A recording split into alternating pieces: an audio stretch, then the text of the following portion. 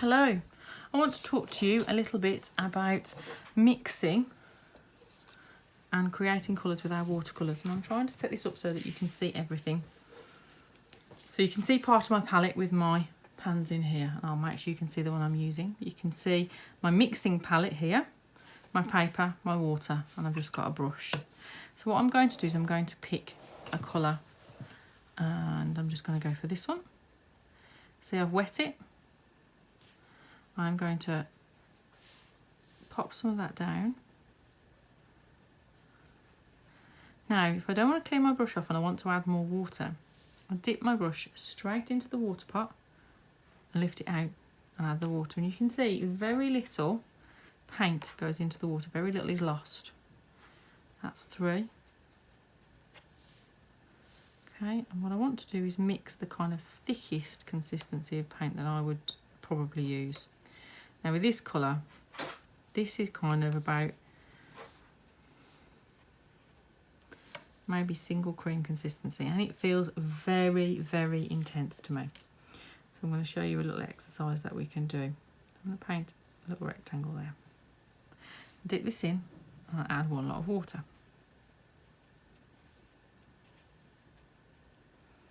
And I don't want it too loaded with, I'm going to paint another little rectangle. Then I'm going to dip it in and add another lot of water. Mix it around, take the excess off, and paint another little rectangle. And dip it straight in, another lot of water.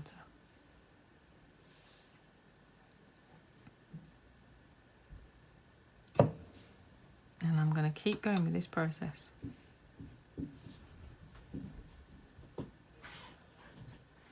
And you can see what's happening slowly. You can see that I'm getting a watery mix of paint and the intensity of the pigment is decreasing. But look how intense a colour it still is. And you can see each time how much paint I've added to the creamy mix that I started with. And you can see the kind of change.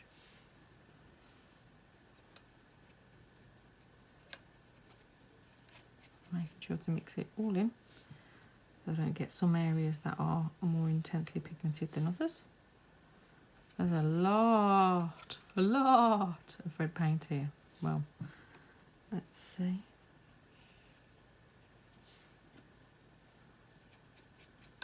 And you can see my water jug, I'm not losing too much of the pigment because my water is only very slightly stained pink. A little bit more water. And we're going to continue doing this until my colour is so pale that it is only just visible. Suddenly, I'm at a very, very watery mix of paint. You know, this is waterier than milk.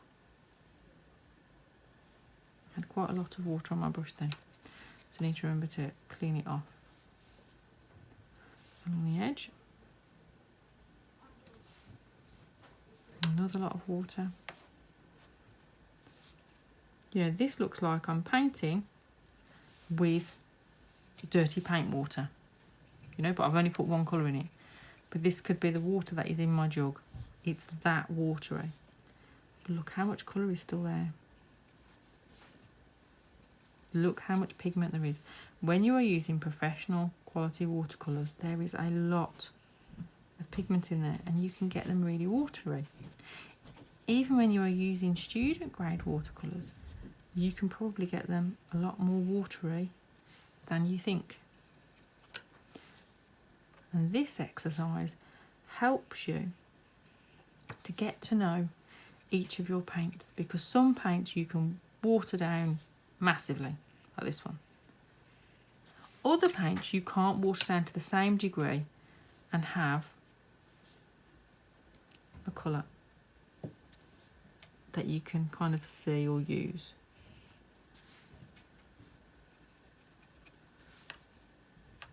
This helps you to get to know what different colours can I actually get simply by adding water, by making it a watery mix. Because to me, the colour I'm at now is a very different colour to the one I started with.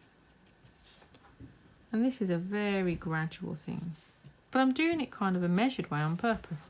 I'm drawing each of these little rectangles because I want to see how much water can I actually add.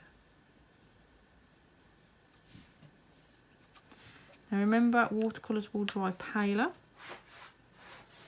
So where they are wet, like the ones that you're working on here, they will appear darker because they are the wettest than they're going to be when they're fully dry. Now I feel like I'm starting to get to the point where this is really quite pale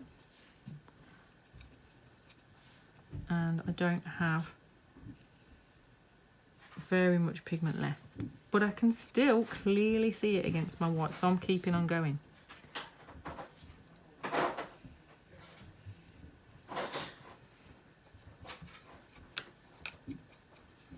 And look, I don't know if I can show you by tilting this.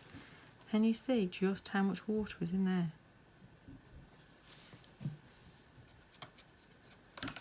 And all the way it really is.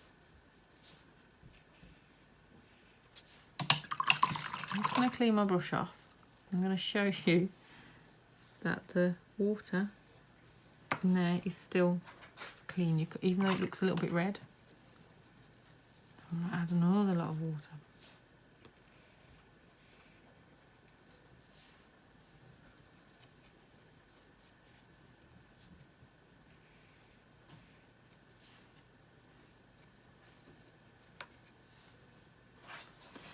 So, look at the total difference I've got from where I'm ending up to where I started with that really creamy mix. I would recommend that you do this with all of your paints to really get to know them and keep going until you can't add any more water. You'll reach a point where the pigment, it kind of almost seems to not change. And that's kind of where I feel like I am now, so I'm probably going to stop there. And if you look, I've added 1, 2, 3, 4, 5, 6, 7, 8, 9, 10. I've added at least 30 or 40 kind of brushfuls of water, which are good drips of water. This is number 5 spotter, so it doesn't hold lots, but it still holds a decent amount. This is one of the ways to get to know your paint and to get to know what the difference is when we're talking about a really creamy, intense mix to a watery mix. I personally would not really use watercolours that intensely. I might do this, definitely do these. That's often where I start out because I can add colour and build up colour. But this is very intense. I can't glaze easily on the top of that because there's too much pigment, and when I wet it, it's going to lift up really, really easily. On these colours, where they've got a lot more water in them, I'm going to find it a lot easier to glaze and layer up colours. So this is a great way to get to know your paints, and that's the first little one in mixing watercolours. How much water do I add?